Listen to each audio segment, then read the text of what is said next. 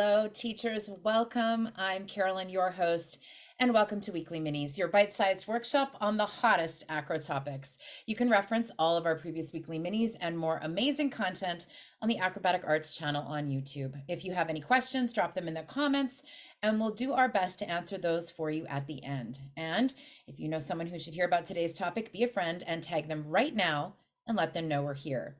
Today, we present a very special guest, Liam Swattridge, Director of Acro for AcroPAD, who will be showing us his proven tips for the Onodi, including troubleshooting, transitions, and variations. Liam is the Director of Acro at AcroPAD and has been teaching Acro for 12 years, and we are proud to say the last 7 as a certified acrobatic arts teacher. And we're thrilled to not only have him here, but as part of our community. Welcome, Liam. Liam, you are on mute. Sorry, yeah, you are muted. Oh, now you're not. Let's try that again. That's a good start, right? Welcome. Sorry, I can hear you, Liam. Welcome, we're thrilled to have you. I will let you take it away. That's great. So I've got 2 assistants with me today. They are both our AcroPAD athletes. So this is Freya and this is C. They will demonstrate everything for you today so you can see it all. All that we're going to do is basically break down how we teach the Onodi on an AcroPAD. So an AcroPAD is basically like a big air track that will give you more height and everything, just makes things a little bit safer. But also a little more complicated too. So there's a few things that we'll do that will be different to how I teach it if I was in a normal acrobatic arts class. Just a few different tips and tricks that we use for the acrobat to make it a little more comfortable. So the first thing we're going to do, just both places quickly, is we're just going to show you the arm placement that we try and get every single time we're doing the Onodi. So obviously an Onodi is with half a twist. So we're trying to look over our shoulder, whichever shoulder we're twisting over, whether it's our right or our left, we're trying to get that arm behind our heads and do it. So just both do the arms for me. Drive the arms up and round. So as you can see, Freya drives over her left shoulder because that's the way she's going to twist, and C drives over her right shoulder. Now, if you just face the front for you and do exactly the same thing, just drive your arms around so they can see how much you're twisting it over the top. Perfect. So we're trying to look behind this as we're doing it. For an Onodi, we're trying to spot the floor as we go round. The more we get over that shoulder and round over the top, the easier it's going to be to get round into it. The next thing I'm going to do is just normal walkovers. So they're both just going to do 1 front walkover each, 1 back walkover each. It's one of the prerequisites that I always say that they have to be able to do for it, because they're doing a front walkover by the end of it. Just front walkover just at the same time. Quite impressive. Now back walkover for it. So everything we do with our front and back walkovers are exactly the same as everything that we all do as acrobatic arts teachers. We're still trying to tweak the arms, we're trying to get everything up to our ears, we're trying to lift up through it and then make as much space as we can for our hands. The more space you have through your hands, the easier it's going to be to get over the top and to balance. We can obviously make the walkovers quicker or slow as we need to, depending on how much control we have. So that's obviously one of the prerequisites for it. The next one that we are going to do is we're going to just go play up the handstand. So now the plank position is where we're going to work through our Onodi, so we're trying to lift up through our hips. So they're both going to start on the floor, they're going to lift up through the floor and lift right up into our handstand. Good. And one more. That's I think they were pretty controlled there. Yeah, okay. So I'm just going to demonstrate to see the exact position that I need her to get up into our Onodi. So do that. So as we lift, obviously, as you see, I'm going to take it down a bit. So we're thinking about the plank position. The plank position is going to lift us up, so our hips lift up through the ceiling, and then our feet lift us up through our heels. So the heel drive up into our handstand. The heel drive is going to make us go over the top. So when we come to half twist into our Onodi, that's going to take us over through our heels and through our hips. So the plank position is really, really important to get down. The next one we are going to do, I'm just going to bring another piece of equipment on. So we've got, stop that side. I think I'm really strong, and then I remember now. Great. So I use a wedge quite a lot in my classes. The reason for it is that obviously they have a little bit more height to get down over the top. So from here, we're going to do back handsprings. So I will get both of them to demonstrate back handspring on the floor, but we just step out from our back handspring. But creating it from the top of the wedge to the bottom of the wedge just gives them a little bit more space to get over the top. The back handspring step out. So everything's as normal. We come over, we're splitting the legs as quickly as we can. The same as it would be if we were doing a walkover, it goes over the top. See your turn? without like so much as they can. Yeah, that's good. So using the wedge here, we've obviously got that little bit more space to get up and over. It creates a little bit more height for our movement, so they're really thinking about pushing out their heels. And that height then, when we come to do the Onodi, is going to make it much easier to twist out of it. And then obviously the variations from it will obviously go with it. I'm going to leave the wedge on here to show you one of my main tips that I always say to get an Onodi is probably the easiest thing to do. We start at the top of the wedge, we're going to do a half twist, we're going to forward roll out of it. The half twist is the hardest bit of the Onodi. Obviously, you've seen from the walkovers, and I'm sure you've got loads of students at your dance school and your courses that can do walkovers front and back. To get it to be an Onodi, really, they've got to be able to do the back handspring, but also the twist of the movement is that it becomes hard. So wrapping those arms over the shoulder and getting the head to come around and spot on the floor, but also the power and it's just the trust for themselves to get into forward roll. These two both quite like this, so we'll see how we go. Single turn. So as you can see, we're trying to float through the air and get as much height as we can. Good. Just before you go there, so don't go anywhere. So I'm just going to get Freya to do it one more time. I'm going to stand behind the AcroPAD now so you can see how much height she's actually getting off of the floor. The more height we get from the AcroPAD here and from our wedge to come down, the easier it's going to be when we go on the flat surface. So I'm going to stand here so you can just see.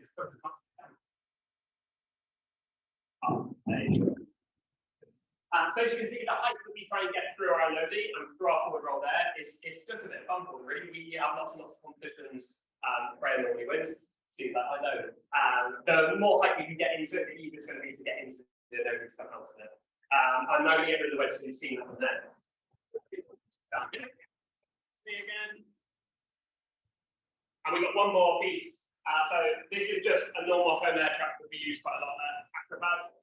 I use it quite a lot in my lessons for station. So whether it be one of their stations they do their warm-ups. So it could just be jumping jacks, or it could be squat jumps onto the mat, so they've got a higher platform to jump onto. We're just going to do back handspring exactly like we did earlier on the wedge, but just go onto the air track. I'm going to start here. So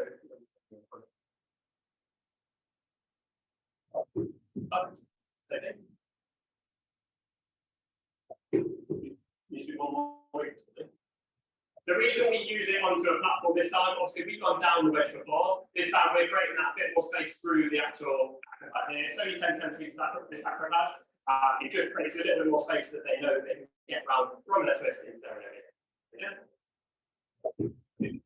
One more. So again, that's another little tip and trick that we use quite a lot at AcroPAD. Obviously, we've got the equipment to be able to do it, and that little bit of height and a little bit of bounce underneath them is going to help them to go over the top. So all the AcroPADs that we've used here, we've got a normal wedge, we've got a 3x1 home track here, and then we're using a 7x2. It's actually 20 centimeters high, just so we've got a different depth every single time we do it. And now we're going to just go into the DOs. Yeah? No, I'm lying. You better get the name. I've got one more. This is the last thing I always teach. It's called a cartwheel monitor. It's on the AcroPAD syllabus, so we teach it to lead into our Onodis because it gives them the height out of their cartwheel. So the little bit of power that the cartwheel is giving them, the tuck of the legs, and then the drive through the arms. You're just going to be sitting at the top. So you go this side. If you're going to go that way, right? You can go first one. So the height out of our cartwheel is the important bit. So you're trying to tuck the legs up and get over the top.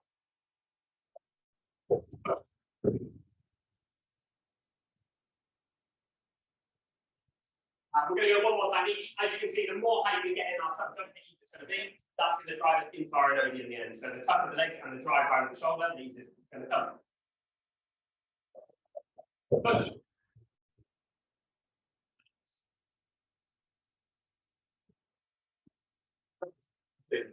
So if I'm completely honest, C really doesn't like Onodis. She can tell by her face right now, just like, don't make it do anymore. The only reason she shouldn't like it is she shouldn't trust herself to go over her shoulder. If I asked her to do twists, if we were doing full twists, she'd be absolutely fine. Get her to know that she shouldn't like it, it's only halfway. So this is where the trust of the student needs to happen. The more they wrap the shoulder and the more they look over it, the more they can spot the floor, the easier it's going to be to get over and into their Onodi. Freya, your turn.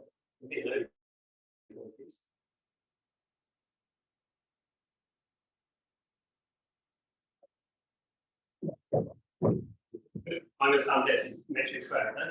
So as you can see, as we go to the top, the legs still need to come out of the walkover. So you're trying to drive the hips around and make them square as we go. Right? Yeah. Good. So you're done. Oh, great. Right. So much. Same thing, drag hips. Okay, good. Nice. Now the truck yourself. Okay, I'm going to stand here. Truck yourself, come up and over. 3 hips. Yeah, I'll let that. So this is why I go backwards, right? The more we push through our hips, the more the lift's going to help us. As we go into our Onodi, whether we're doing variations of them or just the step ups as we've just done there, the more they lift through the hips and the more they drive through the shoulders, the easier it's going to be. So he's like, at least that do any more Onodis now. I'm going to get Freya to demonstrate a couple of variations that we use at AcroPAD. Again, if we had more time, I'd have gone down the wedge a few more times and done a couple of different variations that we use on there. But we're just going to use the 7x2 so you can see them now. You can see me laughing now, that's it. And you go consecutive.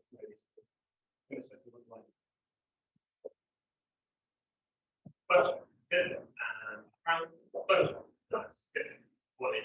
So consecutive Onodis are something that if they're in physical choreography, obviously they're set on spot, so they look pretty cool because they're different from a little walkover. And just means that the actual skill process they're going through is a little bit higher. And you go Onodi to back, please.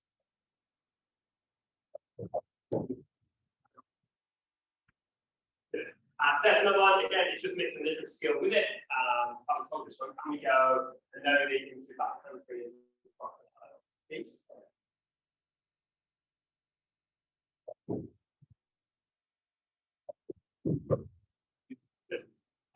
See how many you want. You're like, sorry, can you give me one more carbon mountain? Yeah. So as you can see, Freya's showing you a few different variations that we use there. The biggest thing for us at AcroPAD, whenever I'm teaching it or whenever the other instructors are teaching it, is the more fun they have, the easier it's going to be. And it's all about trust. The more trust they have through themselves and through their shoulder, the easier it's going to be. Obviously, on an AcroPAD, it's easier, it's bouncy, it gives them that little bit of fear factor taken away. But they still got to trust themselves in here, and that's the hardest thing for all children to break. Show me one more carbon mountain.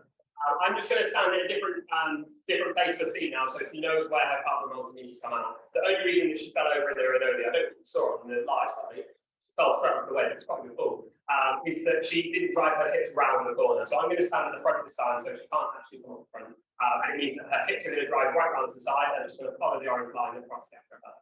Go on. I'm going to stand here. Push. Better. One more. Now try to stand there. I want to see up in here. The more height you get into it.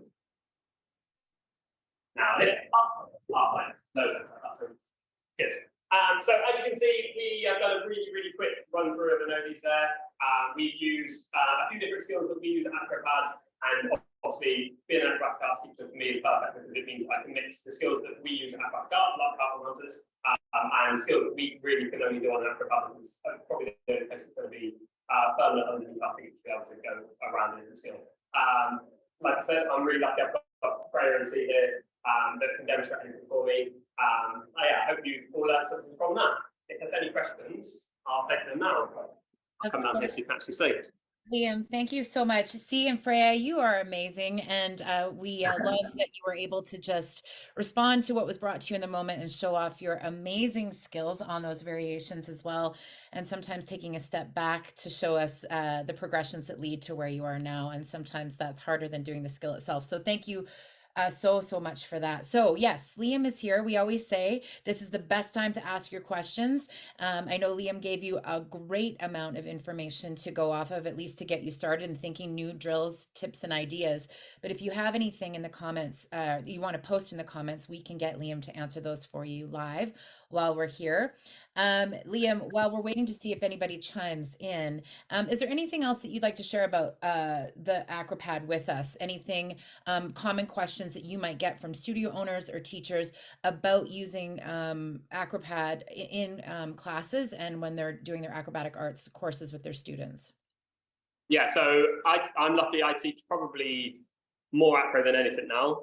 So throughout the week, I've probably got about 25 acro classes, and I'd say probably 20 of them I'd use an AcroPAD of some sort, whether it be a track like we've got here, or a wedge, or a home track, or we've got spots and blocks that we also use, just for different things. It can be for tumbling, like obviously we've seen here, like with the Onodis, but it could also be just for something as simple as a box jump in jazz, or for ballet conditioning. So we could be doing things like relevés on them. It gives them a little bit of a different feel underneath their foot. It works quite similar if it were on a balance board, very similar to that if we were doing ballet, all the rises and the relevés through their feet. They're going to have to use the same amount of power and control through their middle, because it's air underneath them, so it's a little bit more unsturdy. But like I said, it's all about fun with the AcroPads, really. The more space they have underneath them. I've got one here, this one's 7 meters, but we go as big as 12 meters. We've got a couple that are 15 meters. So obviously they can complete tumble passes down them.